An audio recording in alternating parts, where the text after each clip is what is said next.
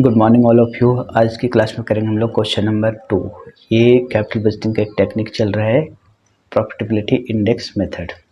Financial management का profitability index method में question answer series में हमारा क्वेश्चन नंबर 2 है। आज लास्ट क्लास में देखे थे हम लोग क्वेश्चन नंबर 1 और प्रॉफिटेबिलिटी इंडेक्स कैसे निकलता है। तो देखो कि हमने क्या बताया था, present value of cash inflow divided by present value of cash outflow. पहले हम प्रेजेंट वैल्यू निकालेंगे कैश इनफ्लो का और present value of cash outflow निकालेंगे, दोनों को डिवाइड कर देंगे तो पीआई आ जाएगा, प्रॉफिटेबिलिटी इंडेक्स आएगा।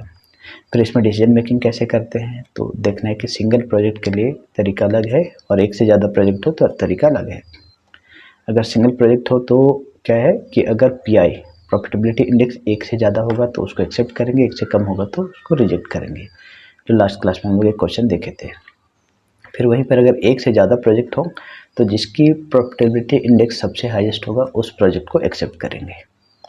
तो ये था तरीका। और लास्ट क्लास में क्वेश्चन देखे थे, एक सिंपल सा क्वेश्चन है, 1.5 लाख रुपये इन्वेस्ट किया और इतने रुपये आपका कैश इनफ्लो था। तो हमने प्रेजेंट वैल्यू निकाला था कैश इनफ्लो का और फिर उसको डिवाइड किया था present value of cash outflow से, तो आया था 1.21। तो चूँकि ये सिंगल प्रोजेक्ट था तो सिंगल प्रोजेक्ट में क्या करते हैं, प्रॉफिटेबिलिटी इंडेक्स अगर एक से ज़्यादा होगा तो उसको एक्सेप्ट करते हैं। तो ये था क्वेश्चन नंबर 1। और आज की क्लास में देखेंगे हम लोग क्वेश्चन नंबर 2। यहाँ पर देख रहे हो 3 प्रोजेक्ट है, तो यहाँ एक से ज़्यादा प्रोजेक्ट होगा तो क्या करते हैं, एक से ज़्यादा प्रोजेक्ट होगा तो जिसकी प्रॉफिटेबिलिटी इंडेक्स सबसे हाईएस्ट होगा उसे बेस्ट प्रोजेक्ट माना जाएगा या फिर उस प्रोजेक्ट को एक्सेप्ट करेंगे। एक्सेप्ट का मतलब है कि भाई अगर आपके पास 3 ऑप्शंस दिए हुए हैं पैसे इन्वेस्ट करने के, तो कौन सा वाला को इन्वेस्ट करेंगे, ए में लगाएंगे, बी में, सी में, किस में पैसे लगाएंगे, तो सबसे ज़्यादा फायदा किस में होगा, जिसकी प्रॉफिटेबिलिटी इंडेक्स सबसे हाईएस्ट हो। तो आइए देखते हैं ये क्वेश्चन नंबर 2 कैसे बनेगा। Okay, question number 2 on the screen. A company has 3 investment proposals, the cash flow of each are given ahead. If the cost of capital is 12%, select which proposal should the firm adopt. Company के पास 3 options दिए हुए हैं पैसे invest करने के, project A, B and सी। और यहाँ year में, ईयर 0 का मतलब है ना वो पैसे, इसको कैश आउटफ्लो बोलते हैं। मतलब पहले प्रोजेक्ट में अगर आप पैसे लगाते हो 18,000 लगेगा, दूसरे प्रोजेक्ट में पैसे लगाते हो तो 55,000 रुपीज़ लगेगा और तीसरे प्रोजेक्ट में लगाते हो तो 35,000 रुपये लगेगा। तीनों ही प्रोजेक्ट का इन्वेस्टमेंट अमाउंट अलग अलग है और कैश इनफ्लो कितना कितना होगा, तो पहला साल, दूसरा साल और तीसरा साल इतना इतना अमाउंट, या चौथा साल इतना इतना अमाउंट आएगा। तीनों ही प्रोजेक्ट से अलग अलग अमाउंट दिया हुआ है। आपको पूछा है कि कौन से वाले प्रोजेक्ट में पैसे इन्वेस्ट करना चाहिए। Select which proposal should the firm adopt, firm को कौन से प्रोजेक्ट एक्सेप्ट करना चाहिए ना। तो क्वेश्चन एज यहाँ पर एक चीज़, अच्छा और एक चीज़ प्रेजेंट वैल्यू फैक्टर दिया हुआ है। यहाँ पर प्रेजेंट वैल्यू फैक्टर क्वेश्चन में दिया हुआ है ईयर 1 2 3 4 का और एट द रेट ऑफ 12%। आपका डिस्काउंटिंग फैक्टर या इसको 2-3 नाम है, hurdle rate, discounting rate, cost of capital, opportunity cost, ऐसे कई नाम से जाना जाता है। मतलब अगर आप इस पैसे को कहीं इन्वेस्ट करते हैं तो कम से कम मिनिमम आपको कितने रुपये की इनकम होता है, इसको कॉस्ट ऑफ कैपिटल बोलते हैं। तो खैर इसकी डिस्काउंटिंग फैक्टर या प्रेजेंट वैल्यू फैक्टर दिया हुआ रहता है क्वेश्चन में। अब क्वेश्चन में ये बोला है कि which project select which proposal should the firm adopt. इस तीनों में से फर्म किसको एडॉप्ट करेगा, कौन सा वाला प्रोजेक्ट को एक्सेप्ट करेगा, तीनों में से किसी एक में पैसे लगाना है। तो यहाँ मेथड का नाम दिया हुआ नहीं है, सबसे बड़ा प्रॉब्लम। तो आपको बता दें कि ये अब प्रेजेंट वैल्यू फैक्टर दिया हुआ है और कैश इनफ्लो दिया हुआ है, तो यहाँ पर आपको NPV, net present value method apply कर सकते हैं और दूसरा आप प्रॉफिटेबिलिटी इंडेक्स मेथड इस्तेमाल कर सकते हैं कैपिटल बजटिंग का। इन दोनों मेथड में अगर इस्तेमाल करना हो कि कौन सा वाला मेथड का यूज करें, तो अगर देखिए तीनों ही प्रोजेक्ट का इन्वेस्टमेंट अमाउंट अलग अलग दिया हुआ है। अगर तीनों का सेम रहता ना, 18,000 पहला है, दूसरा 18, तीसरा 18 रहता, तो फिर हम NPV का इस्तेमाल करते हैं, वो ज़्यादा अच्छा रहता। लेकिन अगर डिफरेंट अमाउंट हो तो उस केस में आप प्रॉफिटेबिलिटी इंडेक्स मेथड का इस्तेमाल करेंगे। तो अब बस सिर्फ समझाने के लिए लिख दे रहे हैं एक क्लाउड बनाकर, यदि एक से अधिक प्रोजेक्ट हो। जब भी क्वेश्चन आपको इस तरीके से बनाने के लिए आएगा तो इस बात का ध्यान रखना, यदि एक से अधिक प्रोजेक्ट हो एवं सभी प्रोजेक्ट का इनिशियल इन्वेस्टमेंट अलग अलग, तो प्रॉफिटेबिलिटी इंडेक्स मेथड का यूज करें। तो डिसीजन मेकिंग के लिए हम लोग क्या करेंगे, प्रॉफिटेबिलिटी इंडेक्स मेथड का इस्तेमाल करेंगे। इसको कहीं पर आप लिख के रखिए। चलो ये तीनों ही प्रोजेक्ट का हम पहले प्रेजेंट वैल्यू निकाल लेते हैं और फिर हम प्रॉफिटेबिलिटी इंडेक्स निकालेंगे और फिर बताएंगे कौन सा वाला हमारे लिए प्रॉफिटेबल होगा। यहाँ पर हम 3 प्रोजेक्ट है, तीनों प्रोजेक्ट का पहले प्रेजेंट वैल्यू निकालेंगे। तो हेडिंग दो, computation of present value of cash inflow. Future में जो कैश इनफ्लो होने वाला है उसका प्रेजेंट वैल्यू।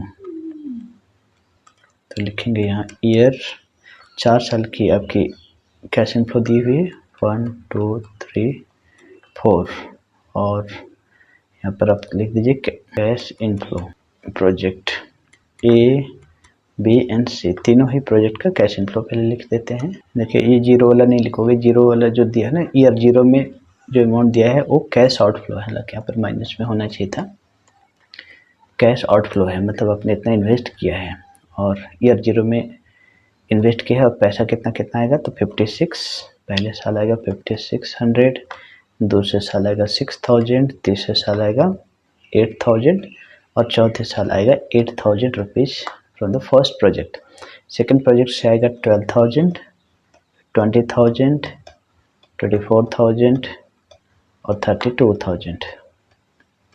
वहीं थर्ड वाले प्रोजेक्ट से आएगा 13000, दूसरा से 13000, तीसरा साल है 13000 और चौथे साल भी 13000। Every year same cash inflow होगा थर्ड वाले प्रोजेक्ट से।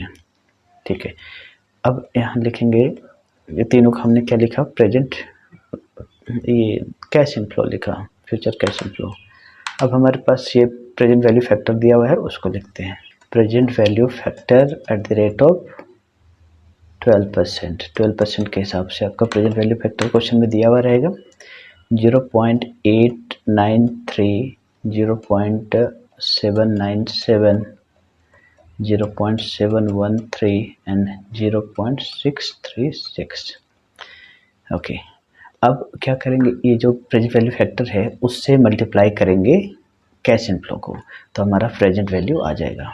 कैसे मल्टीप्लाई करना है, जैसे प्रोजेक्ट ए है 5600 इंटू 0.893, ऐसे मल्टीप्लाई करते जाएंगे। फिर 6000 इंटू 0.797, मतलब ये जो प्रेजेंट वैल्यू फैक्टर दिया हुआ है उसको कैश इनफ्लो से मल्टीप्लाई करते जाना है। तो हम यहाँ मल्टीप्लाई नहीं कर रहे, डायरेक्ट अमाउंट लिख के दिखा रहे हैं कि कैसे आएगा। आप मल्टीप्लाई करके दिखा सकते हैं। देखो मल्टीप्लाई करने पर कितना आएगा, ये सबको 5600 को आप मल्टीप्लाई करोगे 0.893 से, फिर 6000 को 0.797 से, 8000 को 0.713 और वैसे 8000 को 6.636 से। फिर वैसे सेकंड वाले प्रोजेक्ट के लिए, प्रोजेक्ट बी के लिए क्या करोगे, 12000 को मल्टीप्लाई करोगे 0.893 से, फिर 20000 को मल्टीप्लाई करेंगे 0.797 से। इसी तरीके से तीनों में मल्टीप्लाई करिए।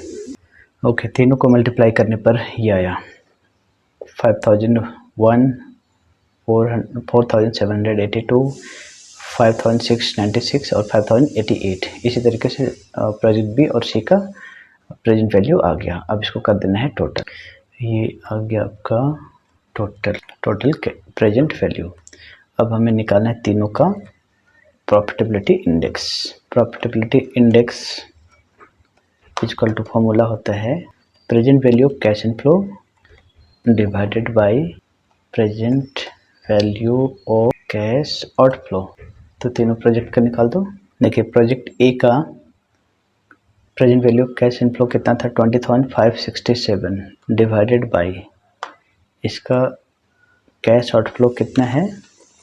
तो पहली वाले देखिए क्वेश्चन की जो लैंग्वेज है उसको समझना होगा। 0 ईयर्स दिया हुआ है, ये माइनस में होना चाहिए था लेकिन दिया हुआ नहीं है, थोड़ा लगा लीजिएगा। पहली साल का पहली वाली प्रोजेक्ट का कैश आउटफ्लो है 18,000, तो आप यहाँ लिखो 18,000 से डिवाइड कर दीजिए। और वैसे ही सेकंड वाले प्रोजेक्ट का कैश इनफ्लो का प्रेजेंट वैल्यू है 64,096 और इसका कैश आउटफ्लो है ये देखो 55,000। इसको डिवाइड कर दो।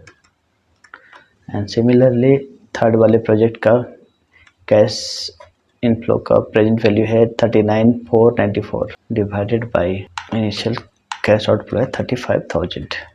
अब तीनों को हमने क्या करना है, डिवाइड कर देना है। तीनों को डिवाइड करने पर देखो पहला वाला प्रोजेक्ट का प्रॉफिटेबिलिटी इंडेक्स आया 1.14, दूसरे वाला का आया 1.7 एंड तीसरे वाले का आया 1.13। तो इन तीनों में से सबसे हाईएस्ट प्रॉफिटेबिलिटी इंडेक्स किसका है, 1.17, सबसे ज़्यादा ये है। तो जिसका पीआई सबसे हाईएस्ट होगा उसको बेस्ट प्रोजेक्ट माना जाता है।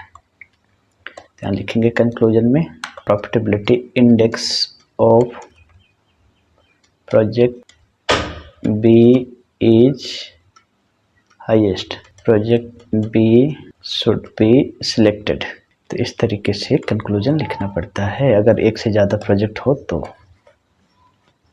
ये था क्वेश्चन नंबर 2 डन।